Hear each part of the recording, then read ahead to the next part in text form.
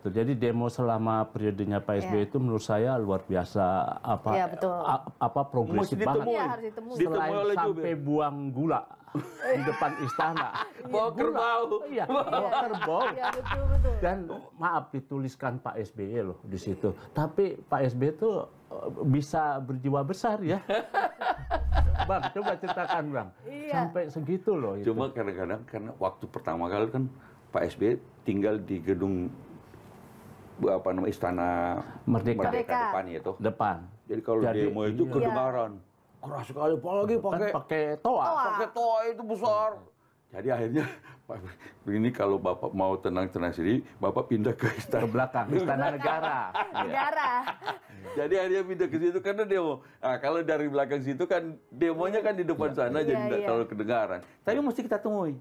Saya selalu sebagai jubir dalam negeri biasanya karena hampir tidak ada demo-demo luar negeri, jarang lah. Nggak ada. Di aman.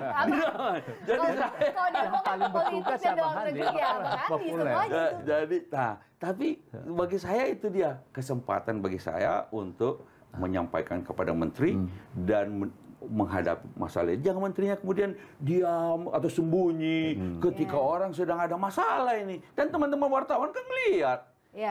Lalu apa yang menjadi penjelasan pemerintah terhadap berbagai macam tuntutan dari masyarakat tersebut. Kadang-kadang ya tuntutan masyarakat juga nggak ngaco juga. Satu ketika, saya nggak tahu kalau Anda ingat, pernah ada demo di depan istana.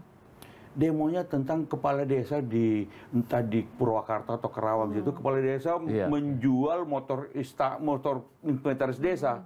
Demonya di istana. Jadi saya telepon bupatinya. Ini Pak Bupati, ini demonya urusan masalah desa. Saya tanya kenapa? Pendemo saya tanya, kenapa nggak pergi ke kecamatan? Ini urusan kecamatan. Iya. Waduh, kecamatan nggak digubris Pak. Kalau begitu pergi ke DPRD. Udah DPRD juga nggak digubris. Bupati enggak. Saya telepon Pak Bupati. Kan Anda mesti turun tangan segera urusan ini. Kalau tidak, sekali lagi gajinya kasih sama jubir. Masa jubir ngurusin Anda punya? Semuanya urusannya jubir saya tanya, kenapa kok ke istana? Begini Pak. Atau saya bilang, kalau gitu ke Jawa Barat dong, gubernur. Jauh Pak, lebih dekat ke Jakarta. Dan kalau ke istana mesti diperhatikan. Karena ada jubirnya. Jubirnya pasti akan. Biar langsung kedengeran. Akhirnya teman-teman wartawan ini kan saya panggil juga wartawan itu kan ketemu sama masuklah di media. Paling tidak ada beberapa media-media yang memuatnya. Jadi bupati itu kemudian selesai langsung diurus, dipecat kepala desa, segera selesai. Urusan begitu kadang-kadang demonya di istana, tapi ya kita harus ladeni. Dan karena kita ada di situ terus dan kita melekat selama presiden ada di situ, mesti ya alhamdulillah kita sebagai jubir punya pengetahuan tentang apa tadi itu pikiran, ucapan, tindakan dan kebijakan presiden.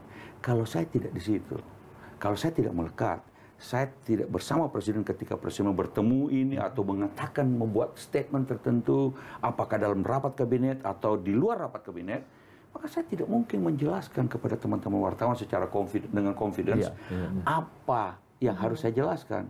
Maka kalau tidak maka saya cari-cari tangan kedua, tangan ketiga. Dan wartawan pasti tahu kalau saya tidak tahu. Jadi kalau wartawan dia tahu, kalau saya tidak tahu. Jadi kalau ada jubir ngomongnya agak mengawang-awang, melenceng-melenceng. Pasti nggak tahu itu, pasti nggak.